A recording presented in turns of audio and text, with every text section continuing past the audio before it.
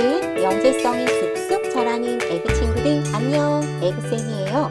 이번 시간에는 2단계 1호 68쪽 수 배열표의 활용을 함께 공부해 볼 거예요.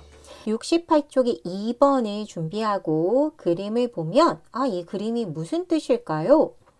자, 문제에서 1부터 1000까지의 수를 100개씩 순서대로 적은 수 배열표를 모았다. 이렇게 얘기를 했어요.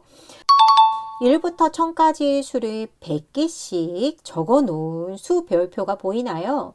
그렇죠. 이 수 배열표가 총 10장이라는 거예요. 이것을 순서대로 쌓았어요. 수 배열표 10장을 어떻게 해놓은 그림인지 이해가 되나요? 네. 자, 이 수 배열표를 이용해서 문제를 지금부터 해결을 해보도록 합시다. 첫 번째 문제부터 볼게요. 맨 앞장에는 1부터 100까지의 수가 적혀 있어요. 바로 뒷장에 1 뒤에 있는 수가 뭐냐고 물어보고 있는 거예요. 수 배열표 그림을 선생님 간단하게 그려볼게요. 첫 번째 수 배열표 맨 아래에는 100이 있을 거예요. 뒷장에는 뭐가 있을지 우리 예상 가능하다. 그죠? 뒷장에는 200이 있을 거예요. 얼마 큰 수가 된다? 그렇지. 100 큰 수가 된다는 의미예요. 100 큰 수가 된다는 것은 어느 자리 숫자만 바꿔주면 되는 거예요? 그렇죠. 100의 자리 숫자만 1 큰 수로 바꿔주면 되는 거랍니다. 자, 그렇다면 맨 앞장에 숫자 1이 적혀 있는 위치를 찾아보면 이 자리가 바로 1이 적혀 있겠죠? 역시 바로 뒷장에는 무엇이 있을 것이다?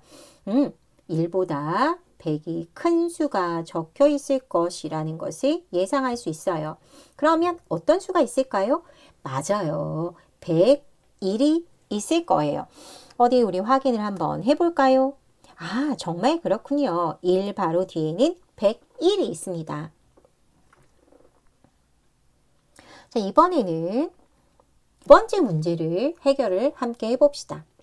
앞에서 셋째 장에는 몇부터 몇까지의 수가 있을까요? 라고 이야기했어요. 예상을 한번 해보기로 해요. 자, 첫 번째 장은 어디부터 1부터 100까지의 수가 적혀 있죠. 그렇다면 두 번째 장에는 어디부터 어디까지? 그렇습니다. 101부터 200까지의 수가 적혀 있겠죠? 그렇다면 세 번째 장에는 맞아요. 201부터 시작하겠죠. 201부터 300까지의 수가 적혀 있다는 것을 예상할 수 있습니다. 우리 예상이 정말 맞는지 확인을 한번 해볼까요? 자, 첫 번째 장 뺐어요. 정말 두 번째 장에는 101부터 200까지의 수가 적혀 있습니다. 그러면 세 번째 장에는 201부터 300까지의 수가 있네요. 셋째 장이니까 301부터 400까지라고 생각한 친구들도 있을 거예요. 하지만 첫 번째 장 아니라 101은 두 번째 장부터 시작한다는 것. 그죠? 그래서 답을 체크해보면 세 번째 장에는 201부터 얼마까지? 300까지의 수가 있다는 것을 알 수 있습니다. 문제 어렵지 않게 해결되네요. 그죠? 이번엔 세 번째 문제 함께 해결해 보겠습니다. 91이 적힌 칸에 핀을 깊숙이 꽂으면 핀은 어떤 수들을 지나갈까요? 일단 그려볼게요. 수 배열표에서 91은 맨 아랫줄에서 왼쪽에 있지요. 그러면 이제 우리 알 수 있어요. 한 장 한 장 뒤에 있는 수 배열표들은 생각을 해보면 얼마씩 커진다. 그렇죠. 100씩 커지는 수들이라는 것을 알 수 있지요. 90일 뒤에는 누가 있을까요? 맞아요. 91보다 100 큰 수인 191이 있을 거예요. 191 뒤에는 191보다 100 큰 수이니까 당연히 어느 자리 숫자만 100의 자리 숫자가 1씩 커지게 써주면 되겠죠? 그 다음은 391, 491, 591, 691, 791, 891, 991까지 있을 거예요. 어디 선생님과 그림에서 함께 확인해 봅시다.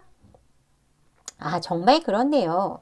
90일 바로 뒷장엔 190일이 있었고 그 뒷장엔 290일, 390일, 490일, 590일, 690일, 790일, 890일, 990일. 자, 어떻다? 어느 자리 숫자만 바뀌고 있다?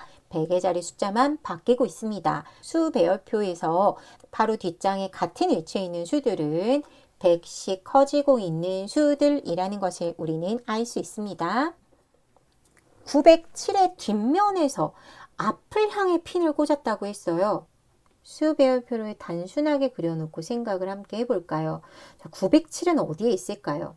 907은 여기에 있을 거예요. 이제 이 정도는 우리 알 수 있어야 돼요. 1, 2, 3, 4, 5, 6, 7 여기에서 100의 자리 숫자만 9로 적어주면 되는데 10의 자리는 비어 있으면 안 되잖아요. 그래서 10의 자리에는 아무것도 없어요 라는 의미로 0을 써주잖아요. 907의 위치는 바로 7의 위치와 같을 겁니다. 예상해 보면 907 앞에는 어떤 수가 있을까요? 맞아요. 907보다 100 작은 수 100의 자리 숫자가 8이 되겠죠. 807, 그 앞에는 707, 그 앞에는 607. 짠! 907의 위치가 보이나요? 그렇지. 907은 맨 뒤에 있어요. 거기에서부터 앞을 향해 핀이 꽂았으니까 907과 같은 위치에 있는 수들만 확인하면 되겠죠? 907, 807, 707, 607, 507, 407, 307, 207, 107, 7 어때요? 우리가 찾은 답 아주 정확합니다. 자, 이제 문제가 몇 문제 남지 않았습니다. 아주 문제가 해결할 만합니다. 그죠? 자, 5에서 시작해서 왼쪽으로 두 칸 가라고 했어요. 자, 5에서 시작했는데 왼쪽으로 두 칸 가라고 했으니 3이 있겠지요. 거기에서 두 장만큼 뒤로 가라고 했어요. 아하, 두 장만큼 뒤로 간다는 것은 얼마가 커지는 것이다. 그치? 100씩 두 번 띄어세는 것과 같은 결과이죠. 3 뒤엔 누가 있겠어요? 103이 있겠죠. 그럼 그 뒤에는 누가 있을 것이다? 203이 있을 것이다. 자, 기억하세요. 수 배열표에서 오른쪽이나 왼쪽으로 움직이면 일씩 커지거나 일씩 작아진다라고 기억하면 되고요. 위아래 세로 방향으로 움직인다면 10씩 커지거나 10씩 작아진다 이렇게 생각하고 도착한 곳의 수를 예상해 주면 되겠고요. 수 배열표의 뒷장 또는 앞장으로 이동할 때는 얼마씩 차이가 난다? 그치? 100씩 커지거나 100씩 작아지게 된다는 것을 기억하면 된답니다. 결국 우리가 띄어세기의 원리도 이 수 배열표에서 생각해 볼 수 있는 거예요. 자, 친구들, 선생님과 함께 해결한 문제 다시 한번 스스로 정리해 보고요. 그리고 다음 시간에 또 더 재미있는 문제로 만나기로 해요. 안녕!